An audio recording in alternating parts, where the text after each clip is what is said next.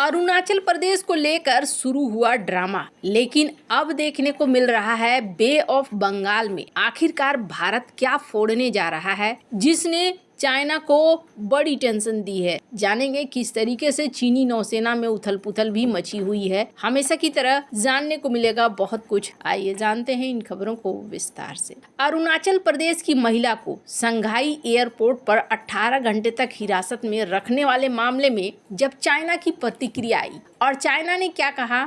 China ने कहा कि देखिए, इन्होंने कहा कि अरुणाचल प्रदेश को हमने कभी भी भारत का हिस्सा नहीं माना है, लेकिन हाँ, जो महिला कह रही है वो गलत कह रही है। हमने बस नियम फॉलो किए हैं, हमने उन्हें खाना दिया, हमने उसे अच्छी सर्विस दी है, नियमों को पूरी तरीके से पूरा किया गया है और कोई बात नहीं है। यहाँ पर जब चाइना ने आधिकारिक तौर पर इनकी प्रवक्ता ने आकर ये बयान दिया तो भारत के लिए अब तो ये फाइनल हो गया कि भारत को आधिकारिक बयान देना ही देना था और ऐसे में भारत ने भी यहाँ पर बयान दिया। भारत ने कहा अरुणाचल प्रदेश भारत का अभिन्न हिस्सा है और आपने जिस तरीके से नियमों की अवहेलना की ये गलत है। एकदम कठोर शब्दों में भारत की तरफ से भारत के जो प्रवक्ता हैं उन्होंने इस बात को चाइना के सामने रखा। मैं चाहती हूँ चाइना का वर्जन थोड़ा आप सुने।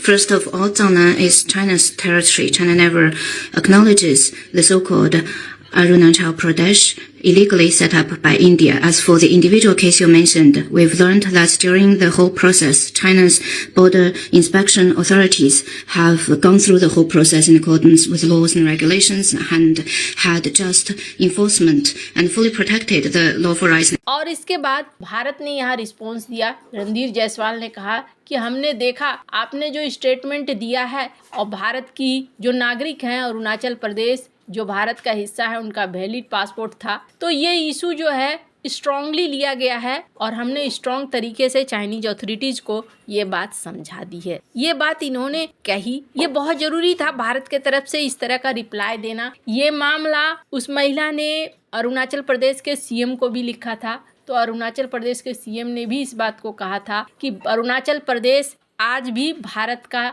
अभिन्न हिस्सा है, आगे भी रहेगा और इस तरीके से आधारहीन तथ्यों को कहना गलत है और इंटरनेशनल नॉर्म्स को इन्होंने तोड़ा है। तो यहाँ चाइना के राजदूत का रिएक्शन आया। अब समझ में आने लगा कि मामला आगे बढ़ जाएगा और सबसे ज्यादा खुश देखने को कौन मिल रहा था? तुर्की की मीडिया टीआरटी वर्ल्ड ने छापा कि अरुणाचल वाला जिन्न एक बार फिर से निकलकर सामने आ गया है, भारत चाइना के बीच में अब समस्याएं बढ़ेंगी। वैसे आपको बता दूं, मैंने पहले भी कहा है कि अरुणाचल प्रदेश का मामला भविष्य में कभी भी आ सकता है। हाल ही में ना एक किताब पब्लिश हुई है, स्क्रीन पर आप देख सकते हैं, जिस किताब में ये कहा गया कहीं साल 2033 वो समय न हो जिसमें तिब्बत को लेकर भारत और चाइना के बीच में लड़ाई हो जाए। हालांकि जो लेखक हैं ये अपने विचार अपनी सोच को व्यक्त कर रहे हैं, लेकिन कहा जा रहा है कि चूंकि तिब्बत में कई सारी ऐसी गतिविधियां चल रही हैं, जैसे एक बड़ा डैम बना रहा है चाइना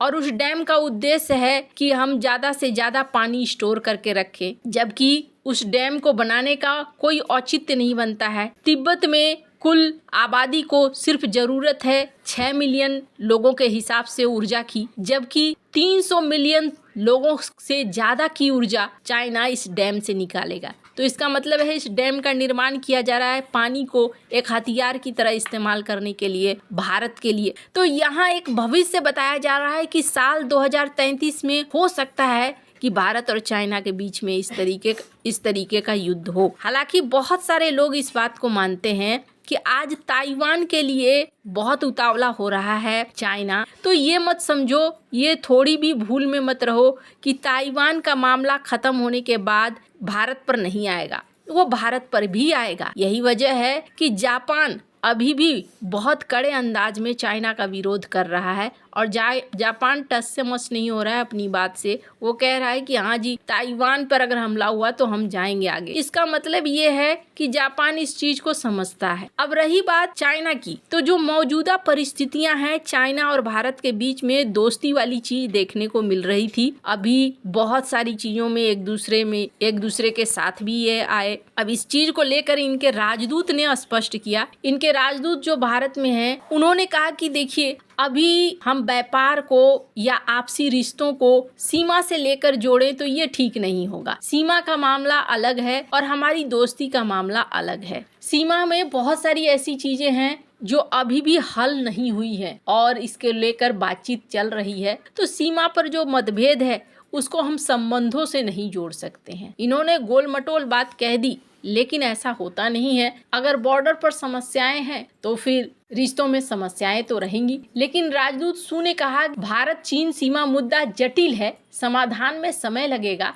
लेकिन दोनों प्राचीन सभ्यताएं हैं। पर्याप्त बुद्धिमानी और क्षमता है कि सीमा क्षेत्रों में शांति और स्थिरता बनाए रखें, निष्पक्ष तौर पर समाधान ढूंढे। तो यहाँ पर इन्होंने ये भी कहा कि अभी जो है बॉर्डर स्थिर है, कोई दिक्कत नहीं है। अभी चाइना चाहेगा भी नहीं कि भारत से उलझे, क्योंकि अभी उसका टारगेट कौन है? अभी उसका टारगेट है ताइवान। ताइवान के बाद ही वो किसी दूसरे तीसरे पर ध्यान देगा। अभी फुल्ली फोकस्ड है वो ताइवान के ऊपर। अब इसी बीच अगर आप भारत की देखें तो बहुत सारे लोग सोच रहे हैं भारत क्या कर रहा है। भारत ना उसी रफ्तार में अपनी तैयारियों को बढ़ाता जा रहा है। भारत ने एक बार फिर से नोटम जारी किया। स्क्रीन पर आप देख सकते हैं 6 से 8 के लिए ये नोटम था। ये नोटम पहले था 1480 किलोमीटर का बे ऑफ बंगाल में। कौन सी मिसाइल फोड़ने जा रहा है भारत, ये पता नहीं। लेकिन तुरंत से फिर देखने को मिला, खबरें आनी शुरू हो गई कि चाइना ने अपने 3 जहाज भेज दिए हैं और ये 3 जहाज, जासूसी जहाज जो हैं, ये एक